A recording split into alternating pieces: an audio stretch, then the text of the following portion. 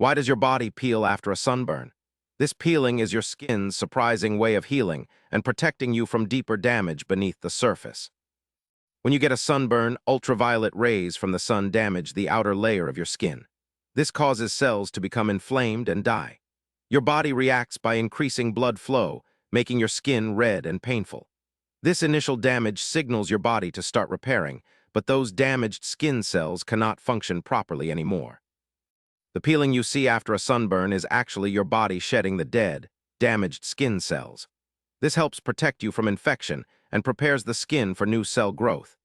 Peeling is your skin's natural way to get rid of cells that could cause long-term harm or even lead to skin cancer if left in place. Underneath the peeling skin, new skin cells are forming to replace the damaged ones. This fresh skin is more delicate, so your body continues to protect it through redness and peeling. The entire process can take several days to weeks depending on burn severity. The peeling is a sign your body is actively healing and protecting you from further harm. So the next time your skin peels after a sunburn, remember it's your body's natural repair system at work, clearing away damaged cells and making way for fresh skin. If you want more surprising explanations like this, hit subscribe for daily answers to questions you didn't know you had.